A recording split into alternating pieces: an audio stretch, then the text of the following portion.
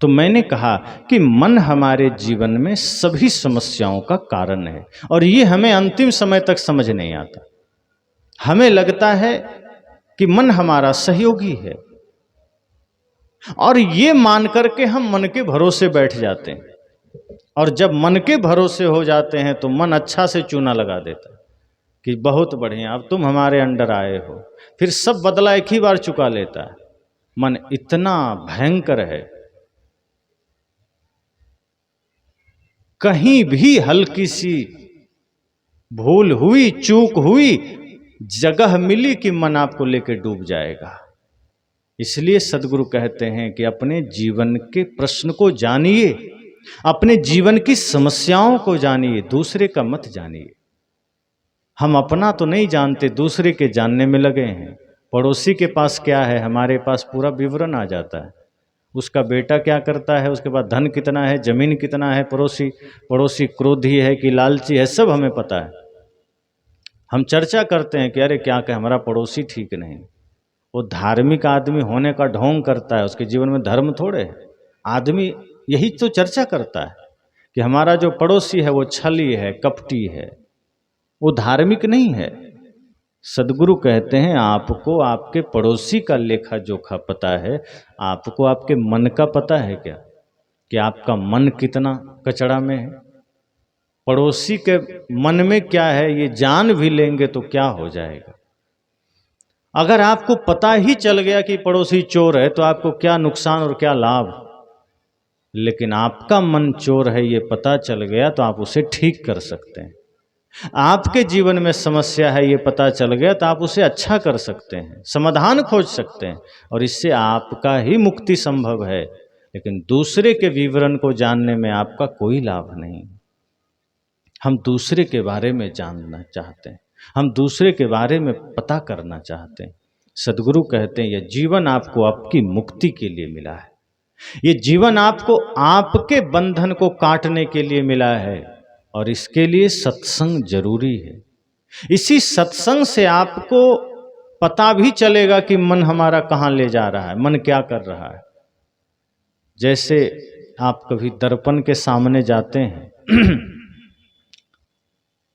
और अक्सर जब घर से बाहर निकलना हो तो आदमी दर्पण के सामने जाता ही जाता है, कहीं भी घर से बाहर निकलना हो। घर में जब तक थे फटा हुआ बनियान था, चिंता नहीं थी। कपड़े कहीं से फटे थे, ज़्यादा चिंता नहीं थी। टूटी हुई चप्पल थी, चिंता नहीं थी। बाल बिखरे हुए थे, आपको ध्यान नहीं था। कहीं चेहरे में कोई दाग लगे थे, आपको ध्यान नहीं था। लेकिन जैसे ही पता चला कि आपको बाहर जाना है तो आप तुरंत दर्पण के सामने चले जाते हैं। आप देखते हैं, बाल ठीक कर लेते हैं कि बाल ठीक होने चाहिए। आप चेहरा देखते हैं कि गाल में कोई दाग तो नहीं है, आप उसे ठीक कर लेते हैं। कपड़े फटे ना हो, आप बढ़िया कपड़ा पहन लेते हैं। नीचे नज़र डालते हैं कि चप्पल तो ठीक है, अगर टूटा है तुरंत नया चप्पल निकाल लेते हैं, बढ़िया चप्पल, तब घर से बाहर निकलते हैं। तो दर्पण के सामने आपने शरीर को देखा और शरीर में कोई दोष नजर आया, आपने ठीक कर लिया। लेकिन सदगुरु कहते हैं कि विवेक की आंख से एक बार सत्संग के दर्पण में, ज्ञान के दर्पण में अपना मन भी देख लीजिए, और मन में कोई दाग है कि नहीं, मन में कोई कचरा है कि नहीं, ये देख लीजिए। और लगे कि मन में कोई दाग है तो फिर उस अवस्था में घर से बाहर मत जाइए। शरीर में कोई दाग रह गया तो ज़्यादा दुख की बात नहीं है, चिंता की बात नहीं है। कपड़े फटे पहन के निकल गए, पुराने पहन के निकल गए, ज़्यादा चिंता की बात नहीं है। चप्पल पुरानी है, कोई चिंता की बात नहीं। लेकिन मन अगर गंदा है और गंदा मन के साथ बाहर चले गए तो कहीं ना कहीं विवाद करके आएंगे, कहीं ना कहीं झगड़ा करके आएंगे, कहीं ना कहीं कोई समस्या खड़ी करके आएंगे। सदगुरु कहते हैं इसलिए घर से बाहर निकलिए तो बाहर के दर्पण में चेहरा देखिए, ना देखिए कोई बड़ी बात नहीं, लेकिन एक बार ज्ञान के दर्पण में अपने चित्त को जरूर देखिए कि हमारे मन में कोई दाग तो नहीं, मन में कोई धब्बा तो नहीं। अगर मन में कोई दाग है और मन के दाग के साथ बाहर चले गए तो समझना आपकी यात्रा बिगड़ गई। फिर आप किसी न किसी विवाद का कारण बनकर आएंगे, आप किसी न किसी समस्या का कारण बनकर आएंगे। आपके जीवन के दुख का कारण आपका कपड़ा नहीं है, आपका चप्पल नहीं है, आपके जीवन के समस्या का कारण आपकी गरीबी नहीं है, बल्कि आपके जीवन की समस्या का कारण आपका मन है। बाहर से गरीबी आ जाए या गरीबी है, उससे आपको कोई दुखी नहीं होना है, क्योंकि सुख का आधार अमीरी नहीं है, व्यवस्था का आधार अमीरी है। अमीरी है तो व्यवस्था बड़ी की जा सकती है, साधन जुटाए जा सकते हैं, पर इस भूल में मत रहिए कि अमीरी आ जाएगी तो सुख बढ़ जाएगा। सुख और दुख का आधार अमीरी गरीबी है ही नहीं। अगर ऐसा होता तो आज सबसे ज्यादा सुख अंबानी के पास होता, अडानी के पास होता, या जिनके पास धन है वो खरीद के रख लेते, सुख की व्यवस्था कर लेते। लेकिन आप देखिए कि जो जितने धनी हैं उन्हें उतना ही नींद की गोलियां लेनी पड़ रही है सुख से सोने के लिए, लेकिन जो जितना गरीब है वो उतना खर्राटा मार के सो रहा है। तो जो सुख से सो जाए वो अमीर है, कि जिसके पास नींद की गोलियां लेनी पड़े वो अमीर है। मन तो आपको बाहर दिखाएगा कि उसके पास गाड़ी है, बंगला है, बढ़िया जमीन है, पैसे हैं, इसलिए वो अमीर है, पर अमीरी सिर्फ व्यवस्था का कारण बन जाती है, अमीरी सिर्फ साधन जुटा देती है, लेकिन अमीरी कभी शांति का कारण नहीं बनती। ऐसा होता तो उस समय दुर्योधन सुखी हो जाता, रामायण में रावण सुखी हो जाता, पर महाभारत में विदुर सुखी हो जाते हैं जिनके पास झोपड़ी है, रामायण में शबरी सुखी हो जाती हैं जिनके पास झोपड़ी है। और हम सोचते हैं कि ये अमीरी और गरीबी ही हमारे दुख का कारण है। अब देखिए कितने लोग गरीब होते हैं, मैं कई बार देखा। तो लोग को जब मैं कहता हूं कि कभी सत्संग करा लिया करो, तो कई लोग कहते हैं गुरुजी क्या करें, हम बड़े गरीब आदमी हैं हम सत्संग कहाँ से कराएंगे, हमारे पास खाने भर का पैसा है। लेकिन वो आदमी रोज शराब पीता है, तब मैं पूछता हूं कि ये शराब पीने में गरीबी बाधक नहीं बनी? रोज 100 रुपए का शराब पी रहे हो तब गरीबी नहीं आई, लेकिन सत्संग करने में गरीबी आ गई। बच्चे को बढ़िया स्कूल में पढ़ाओ, आदमी कहता है गरीब हैं, लेकिन गांजा पीने में, दारू पीने में, गुटखा खाने में कोई गरीबी नहीं बाधक बनती, वो सबको जुट जाता है। एक सामान्य रिक्शा चलाने वाले को भी आप देखिए, वो मुंह में हमेशा कचरा भरे रहता है। कई बार मैं सोचता हूँ ये मुख है कि कूड़ादान है, जब देखो तब कुछ न कुछ ठूसे रहता है। नगर पंचायत में मिलता है कचरा पेटी, हरा और नीला, किसी में गीला कचरा डालें, किसी में सूखा डालें, आदमी तो दोनों एक ही में डाल रहा है। अब इसका कौन सा भयंकर कचरा दान है? अब आदमी मुंह को ही कूड़ादान बना लिया, जो आया डाले जा रहा है।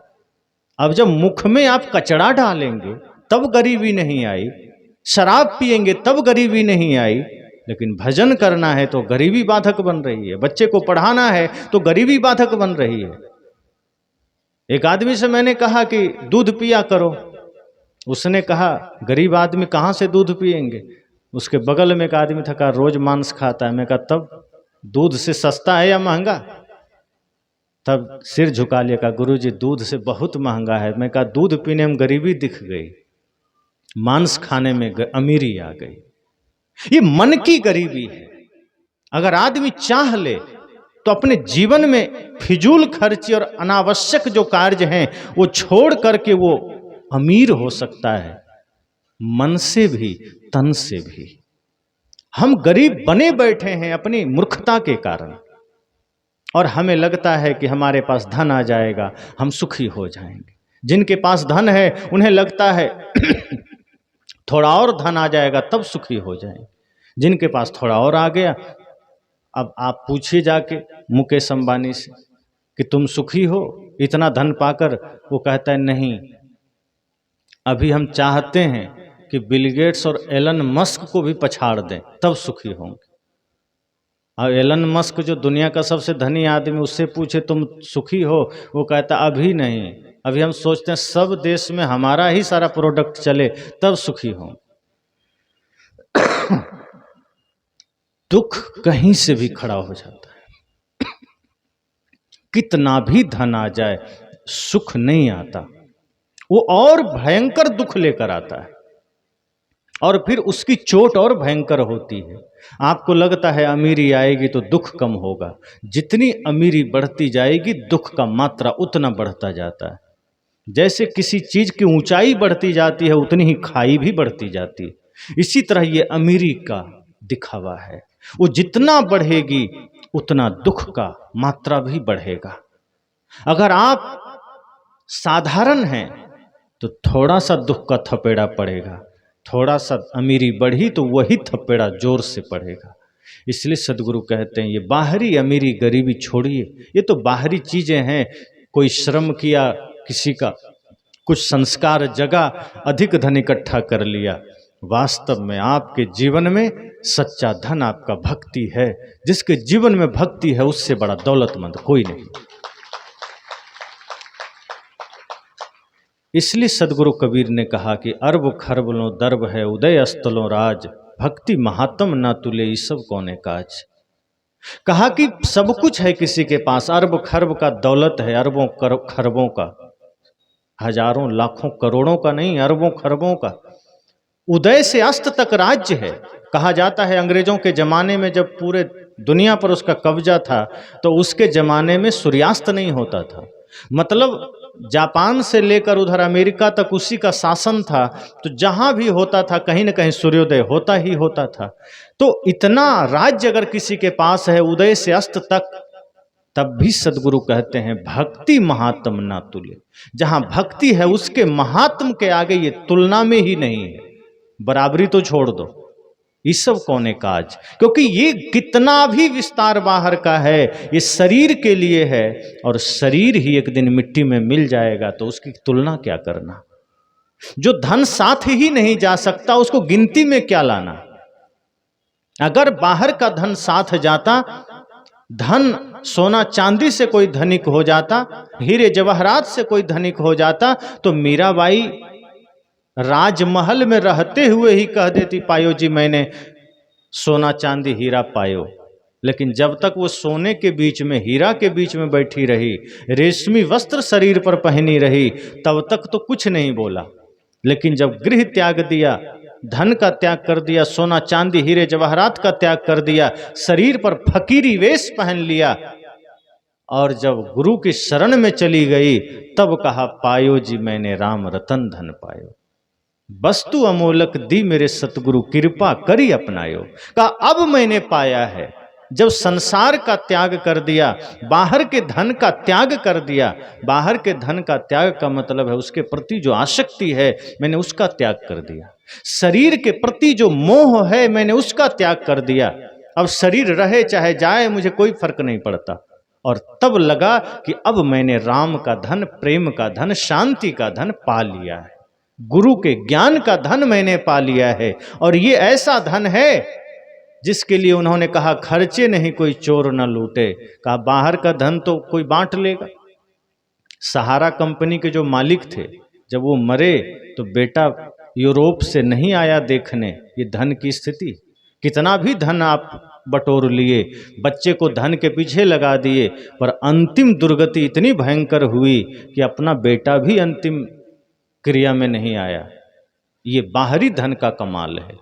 लेकिन जिसने भीतर का भी धन कमाया है, जिसने भीतर प्रेम का धन कमाया है, भक्ति का धन कमाया है, फिर उसके लिए पूरा संसार खड़ा हो जाता है, उसके लिए शांति ही शांति है।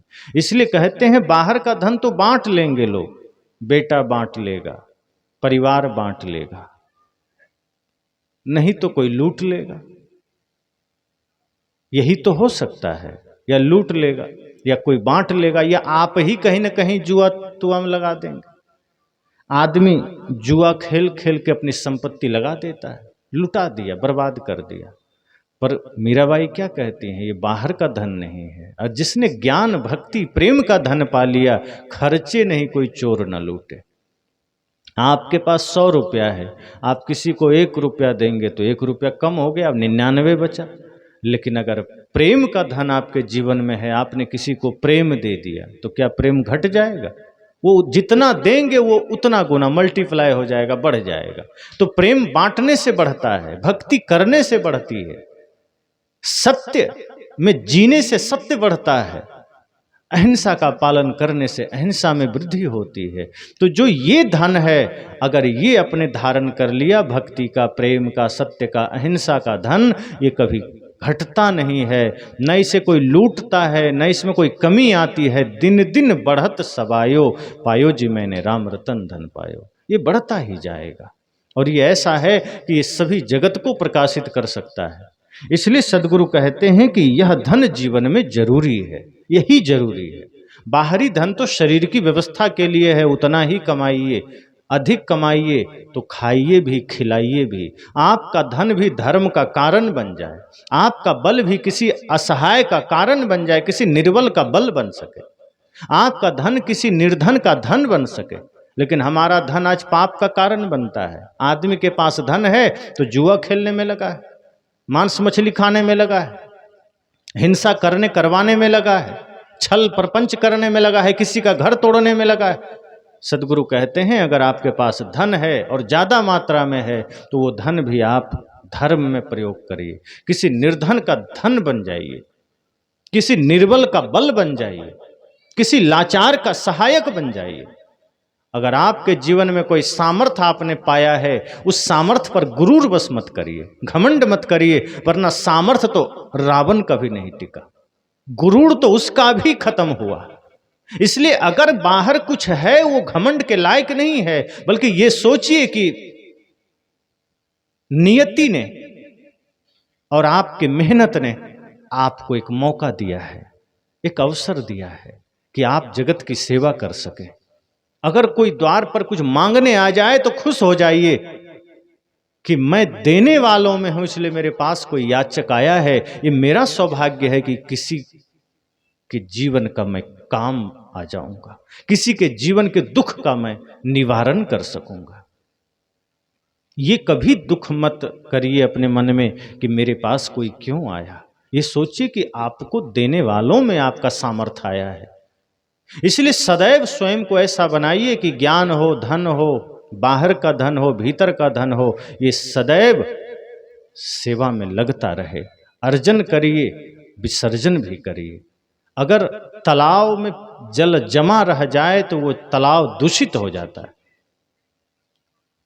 कुआं का जल बहुत दिनों तक न निकाला जाए तो दुर्गंध आने लगती।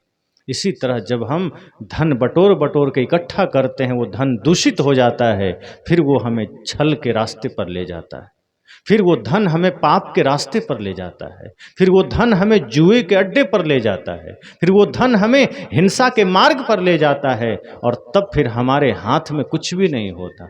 फिर वो धन जो अब पाप का कारण बन गया, बहुत होने के बाद भी हम हिंसा, चोरी, नशा, झूठ, व्यभिचार, जुआ में लग जाते हैं। इसलिए सद्गुरु कहते हैं सामर्थ्य है तो उसका सदुपयोग करिए, मनुष्य शरीर का सदुपयोग करिए, दुरुपयोग मत करिए। गोस्वामी जी तो कहते हैं बड़े भाग्य मानुष तन पावा, सुर दुर्लभ सदग्रंथ ही गावा, कि बड़े भाग्य से मनुष्य शरीर मिला है। तो बड़े भाग्य इसमें थोड़े है कि नशा कर रहे हैं। अगर कोई आदमी नशा कर रहा है, दुर्व्यसन कर रहा है, माता पिता को गाली दे रहा है, धर्म का अपमान कर रहा है, तो उसके लिए शब्द ठीक नहीं है कि बड़े भाग्य से मनुष्य शरीर मिला। जिस शरीर से पाप हो रहे हैं वो शरीर तो दुर्भाग्य से मिला है। तब हम नहीं कह सकते कि बड़े भाग्य मानुष तन पावा, तब यही कहना होगा बड़े दुर्भाग्य से मनुष्य तन पावा। क्यों? क्योंकि हम छल कर रहे हैं, क्योंकि हम पाप कर रहे हैं, क्योंकि हम माता पिता का दिल दुखा रहे हैं, क्योंकि हम पड़ोसी के साथ दुर्व्यवहार कर रहे हैं, क्योंकि हम गलत मार्ग पर जा रहे हैं, जुआ खेल रहे हैं। बड़े भाग्य उसी के लिए कहा गया जिसने अपने जीवन को प्रेम के मार्ग पर लगा दिया, वैराग्य के मार्ग पर लगा दिया, परमार्थ के मार्ग पर लगा दिया, जिसने त्याग के मार्ग पर लगा दिया, सेवा के मार्ग पर लगा दिया। जिसका जीवन सेवा में लग गया, परमार्थ में लग गया, समझ जाइए उसी के जीवन के लिए कहा गया कि बड़े भाग्य मानुष्य तन पावा। और ऐसा मनुष्य जीवन पाने के लिए फिर देवता भी तरसते हैं, वरना चोर होने के लिए देवता तरसेंगे? चोर बनने के लिए देवता को उत्सुकता थोड़े है, जुआरी बनने के लिए थोड़े देवता तरसेंगे, हिंसक बनने के लिए थोड़े देवता तरसेंगे। देवता कब तरसते हैं? भक्त प्रहलाद जैसा बनने के लिए, सुदामा जैसा बनने के लिए, मीराबाई की तरह बनने के लिए, भगत सिंह की तरह बनने के लिए, श्रवण कुमार की तरह बनने के लिए, इन लोगों के जीवन को देख करके ही देवता को मन में आता होगा कि काश हम भी मनुष्य होते तो हम भी ऐसा हो जाते, हम भी देश की सेवा करते, समाज की सेवा करते। देवता को यह देखकर कभी भी नहीं होता होगा कि चलो किसी चोर को देखा, अरे वाह कितना बढ़िया चोर है, काश हम भी मनुष्य होते, हम भी चोर बनते, ऐसा थोड़े ख्याल आता हो। किसी जुआरी को देखकर देवता को नहीं लगता होगा कितना बढ़िया जुआरी है। चोर कैसा भी होगा वो चोर ही है, जुआरी कैसा भी होगा वो जुआरी ही हो, धर्मात्मा थोड़े हो जाएगा। तो अगर कहा गया बड़े भाग्य मानुष तन पावा, इसका मतलब है कि उस मनुष्य जीवन में अच्छे कर्म होने चाहिए, अच्छे विचार होने चाहिए, संसार के लिए कल्याण का भाव होना चाहिए। वरना अगर ऐसा नहीं किए तो एक दिन शरीर तो छूट ही जाना है, किसका रहा है। हमें लगता है सब जाएंगे, हमें तो यहीं रहना है, हम यहीं कुंडली मार कर बैठेंगे, पर कब मृत्यु आकर कान पकड़े कहे चलो तेरा समय हो गया, पता भी नहीं चलेगा। और जब जाने का समय आता है तो मृत्यु मोहलत भी नहीं देती, वो उम्र भी नहीं देखती कि बूढ़ा होगे तभी ले जाएंगे। कभी कभी जवानी में उठा लेती है मृत्यु, कभी कभी बचपने में उठा लेती है। सदगुरु कहते हैं सदैव अगर पाप के मार्ग से बचना है तो मौत को भी याद रखना, स्मरण रखना कि एक दिन शरीर को जाना भी है। इस शरीर मिला है, जैसे किसी बच्चे का एग्जाम होता है, परीक्षा होती है 3 घंटे के लिए, तो कॉपी दे दी जाती है और शिक्षक अर्थात जो परीक्षा लेने वाले महोदय होते हैं उनका ध्यान घड़ी पर चला जाता है कि मान लो 10 बजे दिया, 1 बजे कॉपी ले लेनी है। अब बच्चे उस बीच में लिखें ना लिखें, वो पूरा 1 घंटे में लिख दें कि 2 घंटे में लिख दें कि 3 घंटे में लिख दें कि ना लिख पाएं, परीक्षक महोदय को कोई लेना देना नहीं है। वो 1 बजे का कॉपियां वापिस कर लेंगे, जो नहीं लिख पाया है उसका भी छीन लेंगे। यही हमारे जीवन के साथ हमें भी 3 घंटे का समय मिल गया है, बचपन का, जवानी का, बुढ़ापे का। अब वहां तो तय है कि 3 घंटे से पहले नहीं लिया जाएगा, पर ये जो मृत्यु ने जो हमें समय दिया है इसमें कोई तय नहीं है कि 3 घंटा आपको मिल जाएगा। लगता तो है 3 घंटा मिला है, पर यहां 3 घंटा तय नहीं है। बाहर तो तय है कि 3 घंटा से पहले परीक्षक आपकी कॉपी नहीं ले सकता है, लेगा तो वही सस्पेंड हो जाएगा। वहां 3 घंटा आपको पूरा मिलेगा, उतना में तो आप लिख ही देंगे, नहीं लिखे तो दुर्भाग्य। लेकिन जीवन के परीक्षा में ऐसा नहीं है, वो 3 घंटा से पहले भी आपका जीवन लिया जा सकता है वापिस। हो सकता है पहला घंटा शुरू ही हो और छीन लिया जाए। सोचिए कितना नश्वर है जीवन, और ऐसा होता है। कई बच्चे का जन्म होता है और वो 1-2 महीने में यहां से विदाई हो जाती है, कई का जन्म हुआ और 6 महीने में विदाई हो गई, और कई तो गर्भ में ही मर करके बाहर आता है, अर्थात वो उसकी परीक्षा शुरू भी नहीं हुई और उसकी कॉपी छीन ली गई। इतना नश्वर जीवन है। सदगुरु कहते हैं फिर कहां दौड़े चले जा रहे, फिर क्यों सोच रहे हो कि यहीं कुंडली मारकर बैठना है। जिस जीवन में आप हैं, दुनिया का सबसे नश्वर चीज आपके पास है, यह शरीर, और इसका कोई पता नहीं है, कुछ भी मालूम नहीं है कि यह शरीर कब तक टिकेगा। इसलिए बेहोशी नहीं चाहिए, जागरण चाहिए कि शरीर साधन है, हमें मिला है। ये मत सोचिए कि कल भजन कर लेंगे, कल सत्संग कर लेंगे, कि कल ध्यान कर लेंगे ना। अगर ऐसा सोच लिए तो जीवन खो जाएगा। फिर समझ जाना कि हाथ से निकल गया समय। आज इसी क्षण अगर गुरु का सानिध्य मिल गया, सत्संग मिल गया, समझ जाइए आज ही हमें जग जाना है, भजन में लग जाना है। संसार का भी काम होता रहे, भजन भी चलता रहे। तन से काम, मन से राम, कहीं कबीर सरय दो काम। और यदि आज आप जगे, आज होश में आए, तो समझना शरीर भी आपका ठीक ठाक रहेगा जब तक आप रहेंगे, जब तक आपका काम पूरा नहीं होगा, और आपका अपना काम भी हो जाएगा। वरना हाथ पछताना पड़ेगा। मलना पड़ेगा। फिर आपको लगेगा कि थोड़ा मोहलत मिल जाता, हम कल्याण का काम कर लेते।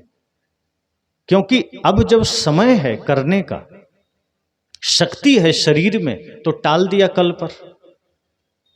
मैंने कहा था ना कि कहीं सत्संग हो तो आदमी कहता है कल कर लेंगे, और कहीं राशन बंट रहा हो तो आज ही ले आएंगे, कहीं ऑर्केस्ट्रा हो रहा हो तो आदमी, जवान तो जवान, बूढ़े भी पहुंच जाते हैं छिप के कि चलो आज आनंद ले ही लें। लेकिन सत्संग हो रहा हो तो आदमी सोचता है 3 दिन में है, तीसरा दिन चलेंगे। सदगुरु कहते हैं कभी कल पर मत टाल देना। जो चीज शुभ को तो कम से कम कल पर मत टालिए, शुभ कार्य को आज ही कर लीजिए। ये मत सोचिए कि अभी हम छोटे हैं या अभी हमारी उम्र क्या है भजन करने का। तो संसार में कुछ भी करने का उम्र अगर है तो भजन करने का तो सबसे पहले है, क्योंकि मनुष्य देह भजन के लिए ही मिला है, मुक्ति पथ पर चलने के लिए ही मिला है। हम इसको ही छोड़कर बाकी सब कर लेते हैं, भक्ति ही बस नहीं करते जिसके लिए शरीर वास्तव में मिला है। इस शरीर भक्ति के लिए मिला है, अगर भक्ति के लिए नहीं मिलता तो कीट पतिंगों का शरीर मिल जाता, सांप छुछुंदर कुत्ता बिल्ली का शरीर मिल जाता, उसमें भक्ति नहीं कर सकते। लेकिन मनुष्य शरीर मिलता ही भक्ति के लिए है, और मनुष्य शरीर में आकर हम भक्ति ही नहीं करते हैं, सब कर लेते हैं। इसलिए कभी भी किसी कार्य को, अच्छे कार्य को कल पर न टालिए। जीवन बड़ा नश्वर है, क्षणभंगुर है, कब विदा हो जाए कोई नहीं जानता, कब हमसे छिन जाए कोई नहीं जानता, कब अंतिम घड़ी आ जाए कोई नहीं जानता। लेकिन आदमी क्या करता है, भजन कल कर लेंगे, संसार का काम आज कर लेंगे। अच्छे काम को हम कल पर टाल देते हैं, बुरे काम को आज कर लेते हैं। और इतना ही नहीं, सत्संग को, भजन को, दान को, धर्म को, पुण्य को, परमार्थ को कल पर टालते तो हैं ही, साथ साथ ये भी करते हैं कि जब करने का अवसर आता है तो मुहूर्त निकलवाते हैं कि देखो बढ़िया दिन है कि नहीं, तब सत्संग करेंगे। जो सत्संग खुद सब कुछ बढ़िया कर देता है उसके लिए हम बढ़िया दिन खोज रहे हैं। सत्संग तो स्वयं बढ़िया है, उसके लिए क्या बढ़िया दिन खोजना। जब समय मिले सत्संग कर लीजिए, वो खुद सब बढ़िया हो जाता है। कुछ बढ़िया काम करना है, शादी विवाह भी लोग मुहूर्त देख के करता है कि जो मुहूर्त में होगा तभी करेंगे। सारे शुभ कार्य हम मुहूर्त देखते हैं लेकिन धरती का जितना अशुभ कार्य है सब बिना मुहूर्त देखे होता है। कोई चोर कभी भी पंडित जी के पास नहीं जाता, पंडित जी थोड़ा देख लीजिए बढ़िया दिन होगा तो आज चोरी करेंगे। कभी सुना है आपने? उसको बड़ा कॉन्फिडेंस है अपने चोरी पर कि हम कभी भी करेंगे, सफल हो जाएंगे, पंडित जी से पतरा दिखाने की जरूरत नहीं। वो अपने चोरी काम में एकदम निपुण है। वो जानता है कि हम जिस समय निकल जाएंगे कुछ ना कुछ हाथ मार के ही लौटेंगे, हमको पतरा देखने की जरूरत नहीं। नशेड़ी कभी नहीं कहता कि थोड़ा सा देख दीजिए हमारा हाथ या पतरा, आज हम शराब पीने जा रहे हैं, बढ़िया मुहूर्त होगा तभी पिएंगे। सुना है कभी?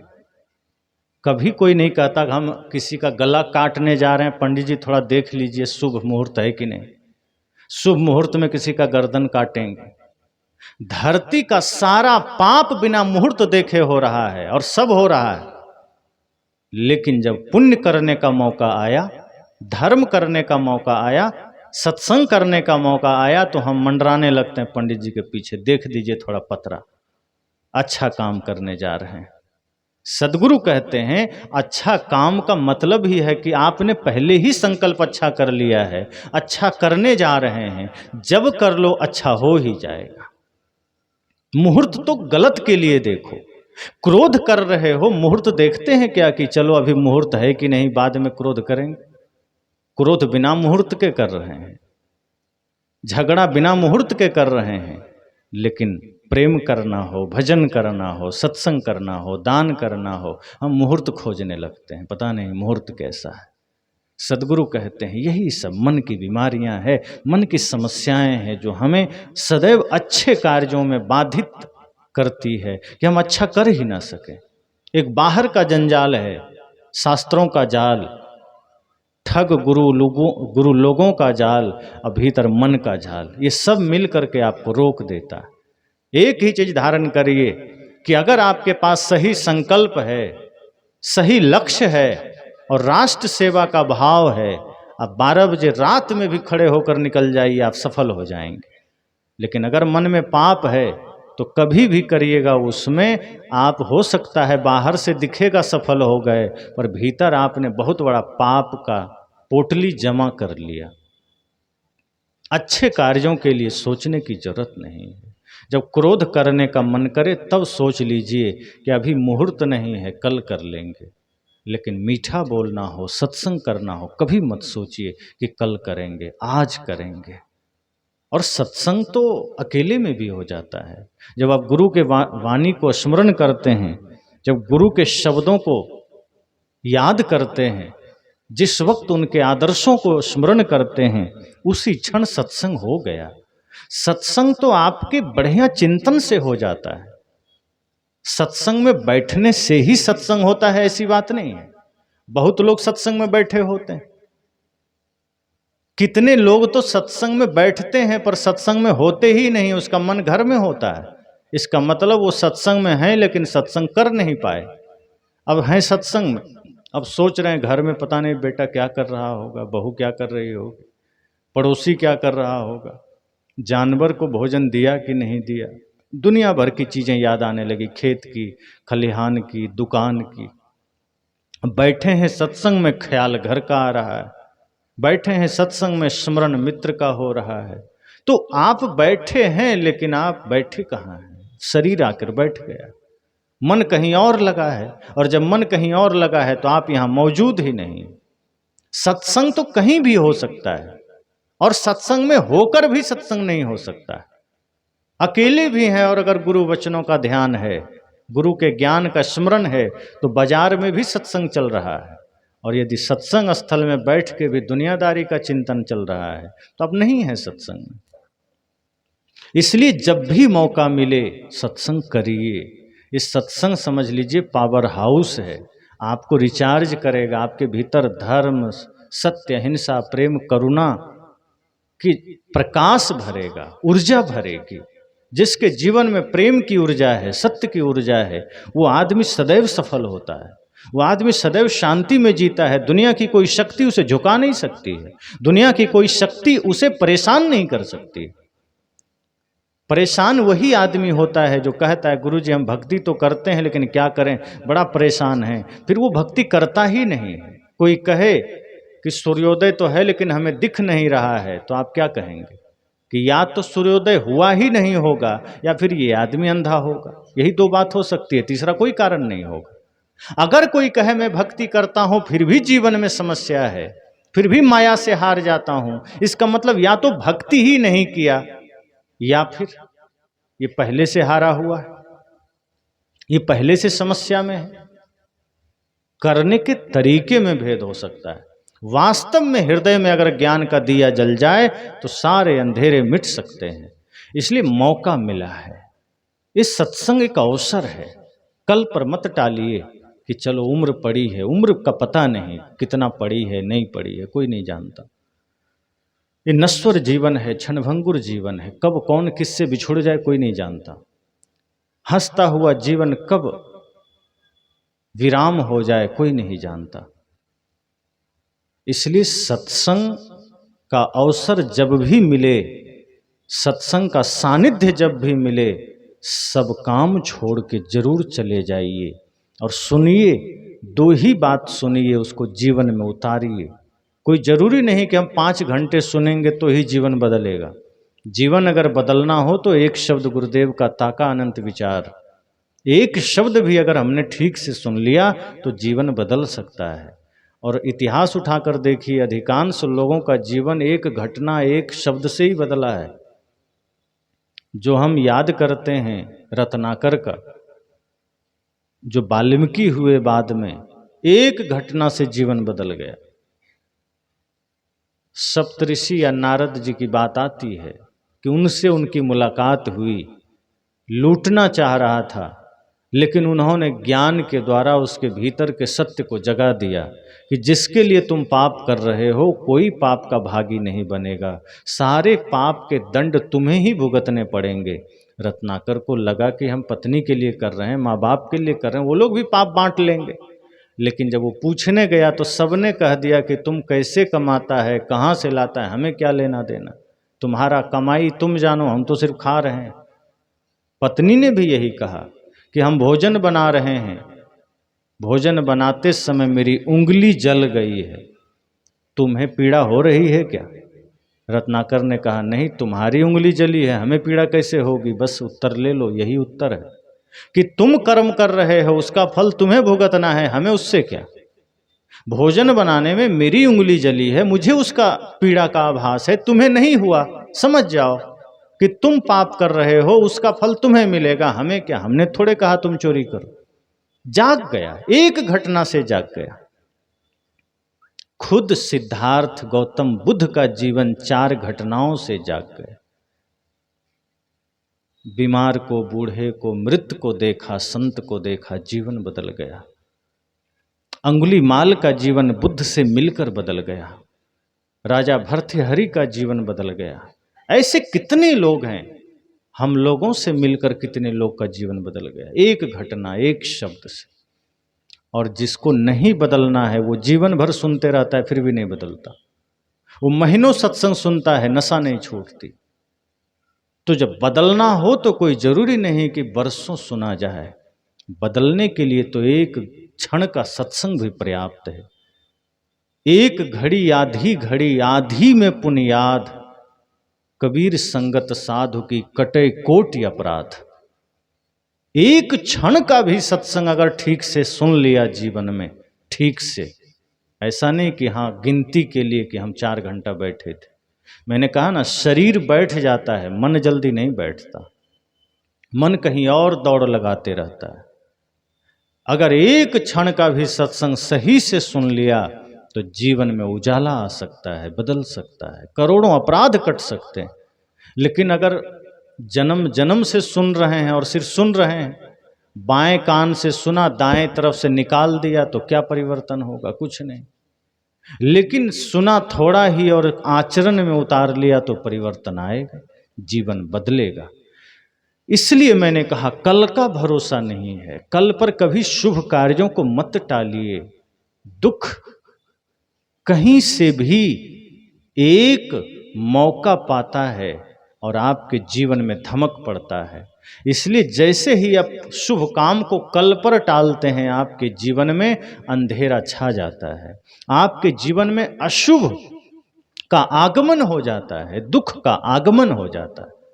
इसलिए मैंने पहले ही कहा, दुख का कारण मन है, इसे आज इसी क्षण सुलझाइए।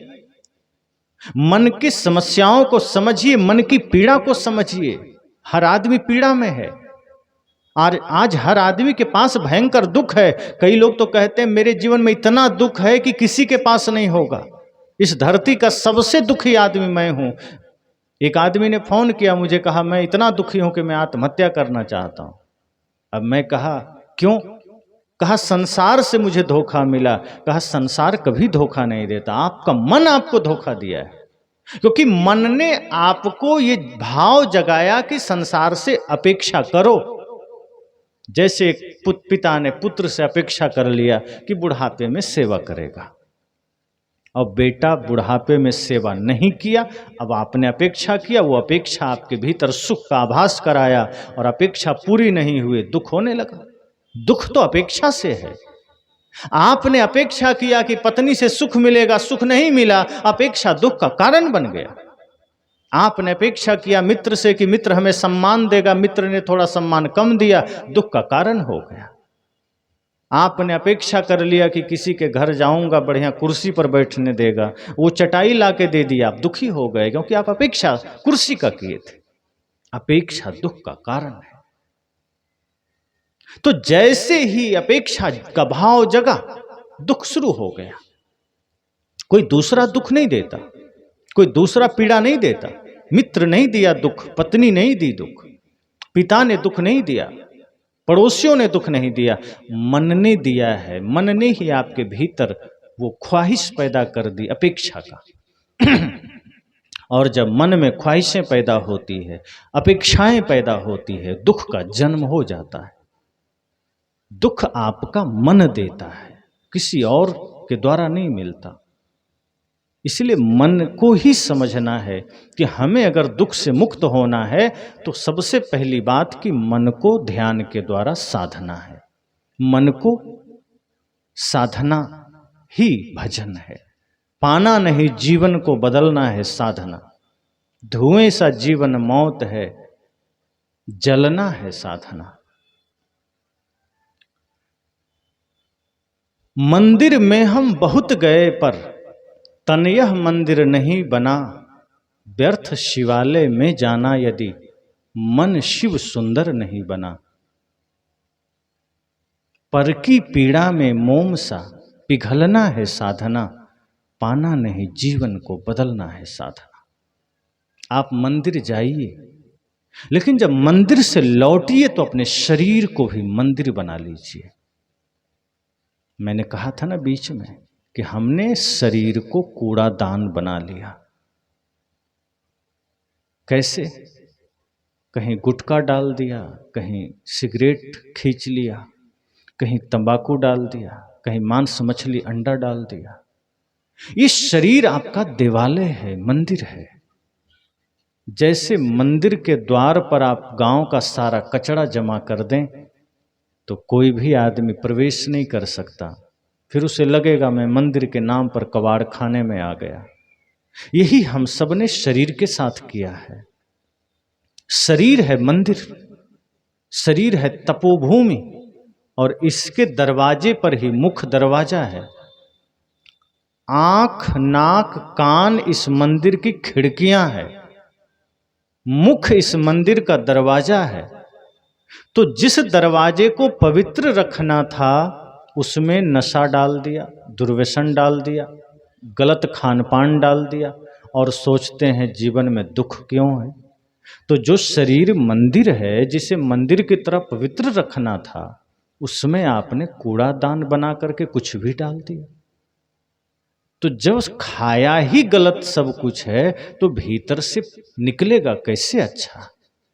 जैसा खाएंगे अन्न वैसा बनेगा मन, जैसा पिएंगे पानी वैसी होगी वाणी, जैसा करेंगे संग वैसा चढ़ेगा रंग। सीधी बात। इसलिए सदगुरु कहते हैं सजग रहिए, शरीर को कूड़ादान मत बनाइए, मंदिर बनाइए। ये शरीर मंदिर है। प्रकृति ने गंदा शरीर नहीं दिया था। प्रकृति ने जो शरीर दिया निर्मल दिया, पवित्र दिया। दांत मोती की तरह चमक रहे थे जब 1 साल में दांत आए तो, लेकिन गुटखा खा के, पुड़िया खा के, तम्बाकू खा के दांत को ऐसा बना लिया जैसे डामर लपेट दिया है उसमें। सड़क में जो डामर बिछाई जाती लगता है पूरा मुख में वही पेंट करवा दिया।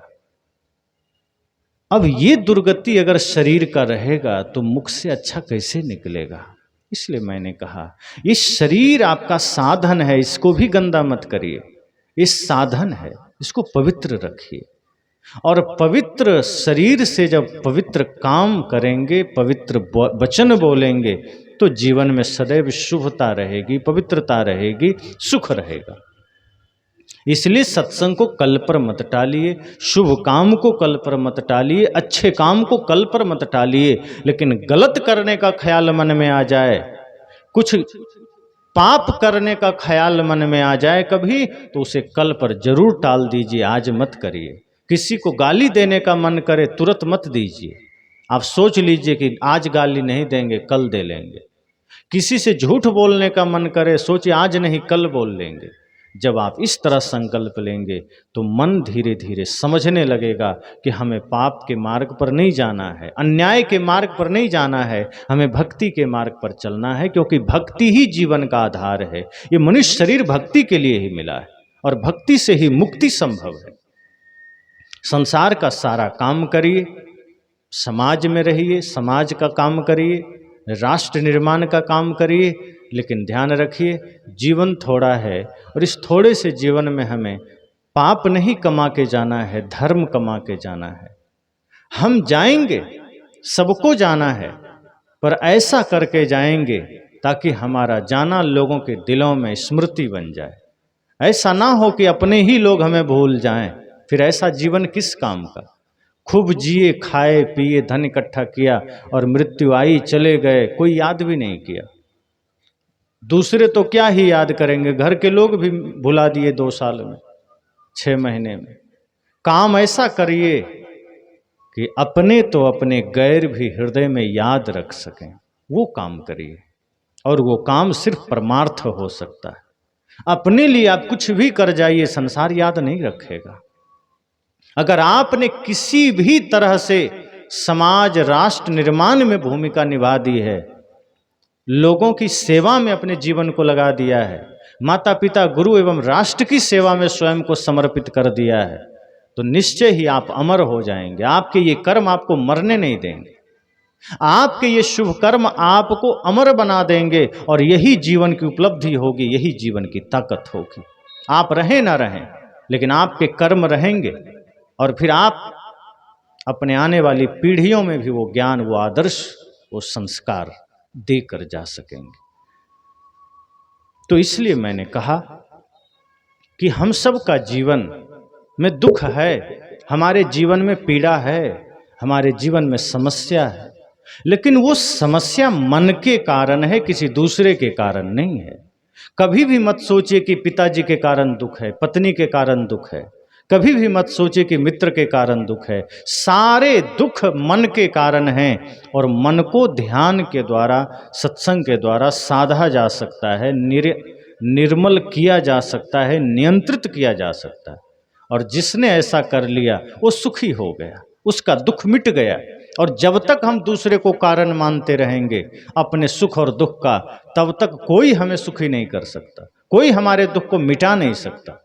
इसलिए अस्थाई सुख शांति चाहिए तो जीवन में यही संकल्प लीजिए कि हम सब मुसाफिर हैं, मेहमान हैं इस धरा पर, पता नहीं कब टिकट मिल जाए जाने का। उससे पहले कुछ अच्छा कर जाना है। बने जो कुछ धर्म कर ले, यही एक साथ जाएगा। जो कुछ भी बन सके अच्छा करना है, और सदैव संकल्पित रहना है कि कुछ ना कुछ पुण्य काम जीवन में करना है। पाप तो होते ही रहते हैं जाने अनजाने में, लेकिन हम पुण्य के लिए कभी प्रयासरत नहीं होते। कभी भी हम स्वयं के लिए सोचते नहीं हैं कि अपने लिए तो हम खूब कर रहे हैं, पर हमारी सांसें, हमारा बल, हमारा धन किसी और के भी काम आ जाए। जो ऐसा सोच लिया, समझना वही तो धर्मात्मा है। कौन है धर्मात्मा? मंदिर जाने वाला धर्मात्मा नहीं है, मस्जिद जाने वाला धर्मात्मा नहीं है। धर्मात्मा वो है जो प्राणियों के भीतर परमात्मा को देख लिया, जो सबके भीतर भगवान का दर्शन कर लिया, वो धर्मात्मा है। और जिसने प्राणियों के भीतर भगवान को देख लिया, वो प्राणियों के साथ कम से कम छल तो नहीं कर पाएगा। अगर आपको किसी में परमात्मा का दर्शन हो गया तो आप उसके साथ दुर्व्यवहार नहीं कर सकते। अगर दुकानदार को अपने ग्राहक में भगवान दिखने लगे तो वो फिर ग्राहक को चूना लगाएगा क्या? फिर वो बढ़िया सामान देगा, उचित रेट पर देगा, उचित मुनाफा के साथ देगा। आज जिस तरह से देश में मिलावटबाजी का युग चल रहा है, जिस तरह छल प्रपंच भ्रष्टाचार का युग चल रहा है, भगवान के प्रसाद वाले लड्डू में चर्बी मिलाई जा रही है, सरसों के तेल में दुनिया भर की मिलावटें हो रही है, कहीं शुद्धता की कोई गारंटी नहीं।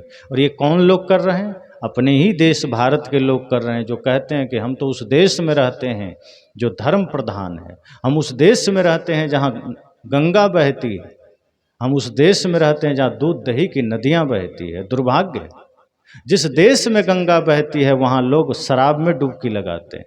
जिस देश में दूध दही की नदियाँ बहती है वहाँ लोग Coca Cola, Thums Up, Pepsi पीते हैं। ये दुर्भाग्य ही तो कितना भी आप कोशिश कर लीजिए, पर आप देखिए चारों ओर भ्रष्टाचार है कि नहीं।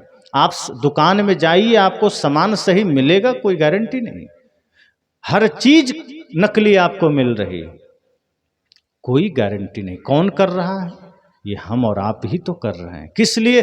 थोड़ा सा धन आ जाए, वो धन के लिए हम इतना पाप कर रहे हैं जो धन अस्थाई नहीं है। सोचिए अगर धन अस्थाई होता तो क्या करते। जो धन छूट जाने वाला है, जो शरीर छूट जाने वाला है, हम उसके लिए इतना पाप कर रहे हैं, उसके लिए इतना छल कर रहे हैं, अपनों को ही छल रहे हैं, अपने देश को ही छल रहे हैं। अपने देश से ही गद्दारी कर रहे हैं, ऐसे लोगों को क्या कहा जाए। किसी आदमी को अगर कह दिया जाए तुम्हें 1 करोड़ रुपया देंगे, अपने ही किसी शहर में बम गिराना है, बहुत से लोग तैयार हो जाएंगे। और कौन फोड़ता है बम? अपने देश में जो बम धमाके हो रहे थे पहले, या अब जो कश्मीर में हो रहे हैं, क्या वो डायरेक्ट कोई आतंकवादी घुसता है? कहीं ना कहीं देश का कोई आदमी जिम्मेदार होता है, वही पैसा लेकर के जगह बताता है, उसको सारा लोकेशन देता है कि पैसे के ही खातिर तो कर रहा है, वो जान रहा है कि मारे जाएंगे, फिर भी कर रहा है। लालच इतनी प्रबल है। तो कुछ लोगों को तो 2 तरह के लालच दिया जाता है। एक तो धन मिलेगा तुम्हारे परिवार को, और तुम मर गए तो तुम्हें वहां 72 हूरें मिल जाएगी। तो इसी लालच में, वो हूरों के लालच में, जन्नत के लालच में बम फोड़ देता है। ये समस्या है हमारे जीवन की। तो लालच में हम अपनों के ही खिलाफ खड़े हो जाते हैं, अच्छे लोगों के खिलाफ खड़े हो जाते हैं। यही लालच हमारे जीवन का दुख बढ़ा देता है। इसलिए मैंने कहा कि मन का दृष्टा बनिए, मन को देखिए। मन बहुत समस्याएं लेकर आपके जीवन में आ जाता है। मन का दृष्टा बनेंगे तो पता चलेगा सारे सुख दुख, सारी समस्याएं मन के वजह से हैं। जिस दिन मन को साफ कर लिया, मन निर्मल हो गया, शीतल हो गया, फिर जीवन में कोई दुख नहीं, कोई क्लेश नहीं। और एक बात और ध्यान दीजिए, जो दुख जीवन में आते हैं, ध्यान से, सत्संग से वो दुख मिटते नहीं हैं। क्या होते हैं? जब आप ध्यान करते हैं, सत्संग करते हैं, आपका मन सकारात्मक हो जाता है, आपके भीतर आध्यात्मिक शक्ति जागृत हो जाती है। फिर आप इतना मनोबल से मजबूत हो जाते हैं, भीतर से आप इतने शक्तिशाली हो जाते हैं कि दुख आते भी हैं वो तिनके के समान चले जाते हैं। फिर आप उसका दृष्टा बन जाते हैं, वो आपका कुछ कर नहीं पाता। सत्संग करने से कोई दुख नहीं मिटता, सत्संग करने से दुख को समझने की शक्ति मिल जाती है। जो कल तक दुख लग रहा था, सत्संग करने से वही दुख लगता है, दुख है ही नहीं। दुख को भी आप सीढ़ियां बना लेते हैं, माध्यम बना लेते हैं, प्रतिकूलताओं को भी आप आधार बना लेते हैं। कितने लोग हैं समाज में जिनके जीवन में विषम परिस्थितियां आती है, लेकिन उस विषम परिस्थिति को ही वो आधार बना करके सफलता के शिखर पर चढ़ जाते हैं। ऐसे ही जब हम भक्ति करते हैं, ध्यान करते हैं, तो हमें इतना सूत्र मिल जाता है, इतनी शक्ति मिल जाती है कि हम उस दुख को भी सुख का साधन बना लेते हैं। फिर हम विपत्तियों को भी अपने जीवन के सुख का आधार बना लेते हैं।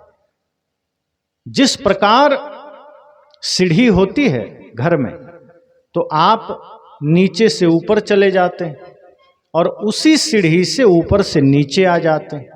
अलग सीढ़ी थोड़े लगानी पड़ती है कि चलो एक सीढ़ी लगाया, अब पहले चढ़ने के लिए दूसरा लगाएंगे उतरने के लिए।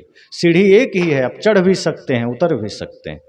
इसी तरह से आप सकारात्मक शक्ति जागृत करेंगे अपने भीतर, अपने मन को सकारात्मक बनाएंगे, उसी से आप परम शांति में चले जाएंगे। नकारात्मक बनाएंगे, उसी मन के द्वारा नरक में चले जाएंगे। करना कुछ नहीं, सिर्फ मन में शुभ शक्ति को जागृत करना है, सकारात्मक शक्ति को जागृत करना है। तो इस दूसरे दिन के सत्संग में हम सबको यह समझना है, जानना है कि हम सत्संग सुने, थोड़ा ही सुने, पर उसको जीवन में उतारें, और जो शुभ काम है उसे आज करें, कल पर ना टालें। जो समस्या है उसको समझने का प्रयास करें, गुरु संत सज्जन के सानिध्य में जाएं। अगर मन में कोई पीड़ा है, मन में कोई समस्या है, उसे मिटाइए। मन की समस्या ध्यान से मिटेगी, नाम जप से नहीं मिटेगी, गंगा में नहाने से नहीं मिटेगी, हवन करने से नहीं मिटेगी, वो सत्संग और ध्यान से मिटेगी। जब आप सत्संग में बैठेंगे, ध्यान में बैठेंगे, तो मन के पीड़ा से आप मुक्त होंगे। जो मन तो है दुख का कारण, मन तो है पीड़ा का कारण, लेकिन उस पीड़ा को मिटाना भी आपको ही है, वो तीर्थों में नहीं मिटेगा।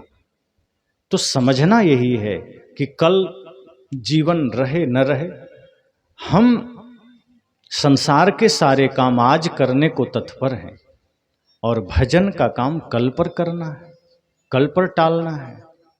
सत्संग कल पर टाल दे रहे हैं, शुभ काम कल पर टाल दे रहे हैं, शुभ के लिए मुहूर्त की तलाश कर रहे हैं। कभी भी शुभ कार्य के लिए मुहूर्त मत देखिए, जिस दिन इच्छा करे कर लीजिए। अगर आप 12 बजे रात में आंख मलते हुए अपने दरवाजे पर जमीन में दशहरी आम का पौधा लगा देंगे तो 2-4-5 साल में आपको मीठे फल खाने को जरूर मिलेंगे। ऐसा नहीं कि नहीं मिलेंगे, लेकिन आप विधि विधान के साथ, सत्यनारायण व्रत की कथा के साथ, गीता मंत्र उच्चार करते हुए, गायत्री मंत्र का जाप करते हुए दरवाजे पर बबूल का पौधा लगा देंगे तो 2-4 साल के बाद पैर में कांटे गड़ सकते हैं, आम नहीं मिलेंगे।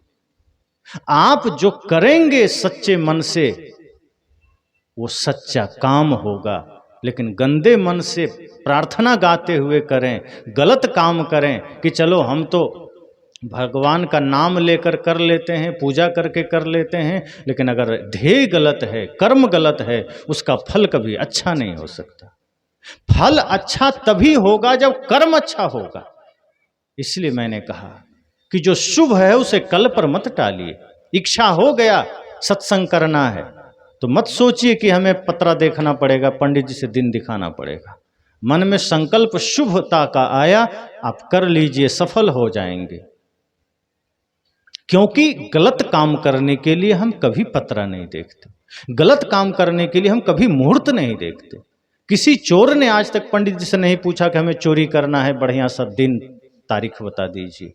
किसी हिंसक आदमी ने नहीं कहा कि हमें किसी की हत्या करनी है, जरा बता दीजिए तारीख कब करें।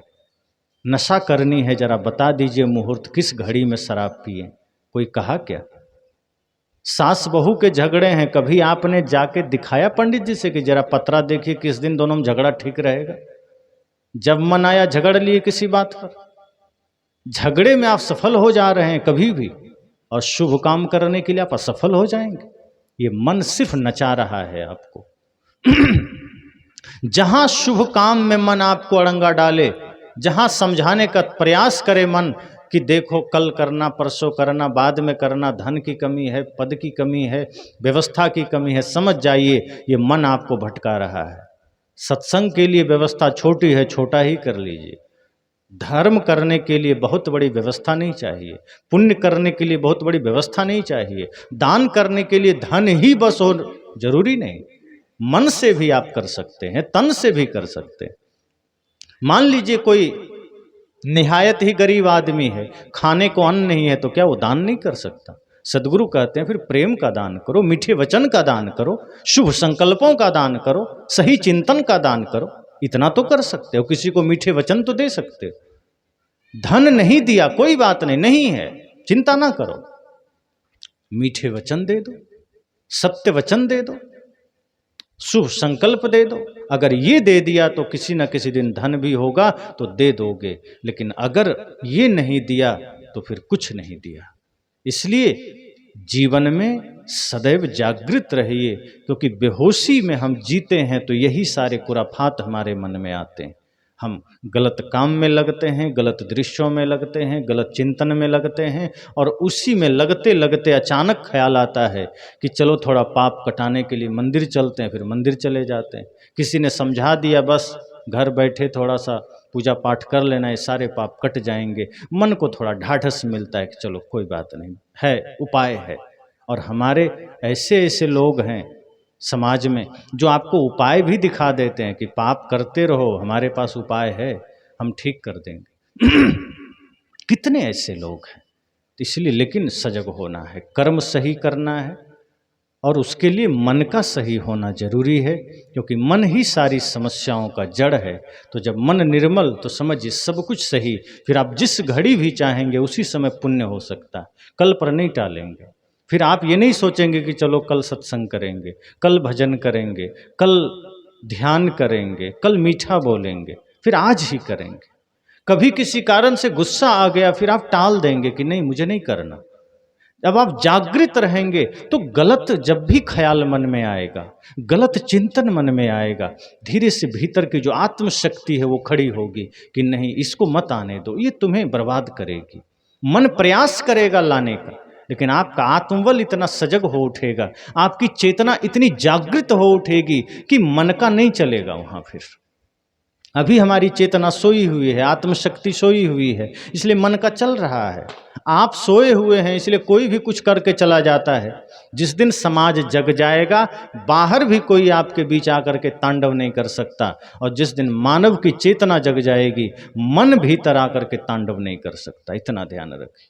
मन तांडव तभी करता है, मन प्रपंच तभी लाता है जब आप सो जाते हैं, आपके भीतर मूर्छा आ जाती है।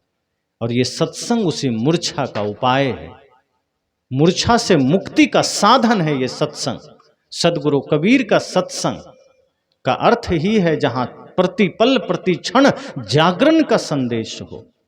बेहोशी में पड़ा हुआ इंसान को ज्ञान के सतह पर लाने का उपक्रम है यह सत्संग, जहां से आपको जागृत करके सत्य के धरातल पर खड़ा कर दिया गया कि अब आप संसार में चलिए। एक जागा हुआ व्यक्ति किसी भी समाज में किसी भी जगह जा सकता है, कोई उसका नुकसान नहीं कर सकता, कभी वो भटक नहीं सकता है। पर सोया हुआ आदमी अगर तीर्थ में भी बैठा है तो कभी भी पाप हो सकता है। सोया हुआ आदमी अगर सत्संग में बैठा है वहाँ भी भूल हो सकती है, और होती है। बहुत लोग सत्संग में आते हैं, ऐसे भी लोग उसमें आ जाते हैं जो जाते समय अपना टूटा हुआ चप्पल छोड़ देते हैं, दूसरे का नया पहन के निकल जाते हैं। वो आते ही इसीलिए, वो यहाँ भी सोए हुए अवस्था में आते हैं। ऐसे लोग तो कहते हैं कि अगर साल में 10 सत्संग मिल गया तो हमारे जूते चप्पल कभी पुराने नहीं होते। मतलब है कि वो यही करने ही जाते हैं। तो सत्संग जो किसी के लिए जागृत केंद्र है, किसी के लिए ये सब भी बन जाता है, जूता चप्पल परिवर्तन केंद्र भी बन जाता है। कुछ लोग इसी ध्येय से आते हैं, कुछ लोग सिर्फ खाने आ जाते हैं, लेकिन अधिकांश ऐसी स्थितियां हमारे जीवन में तभी आती है जब हम बेहोशी में जीते हैं। जहां भी थोड़ा सा भी होश जगा, थोड़ी सी भी चेतना जगी और ये भान हुआ कि मृत्यु अटल है, इस शरीर तो छिनेगा ही, फिर इस शरीर से इतने पाप करने का औचित्य क्या है, अर्थ क्या है, प्रयोजन क्या है। चलो स्थिर रहता तो लूट लाट करके घर भर लेते, पर जो शरीर खुद मिट जाना है उसके लिए इतने पाप क्यों? क्यों ना पुण्य कमा कर चलें, क्यों ना हृदय में प्रेम के दिए जला कर चलें, क्यों ना सबके भीतर प्रेम की गंगा बहा कर चलें।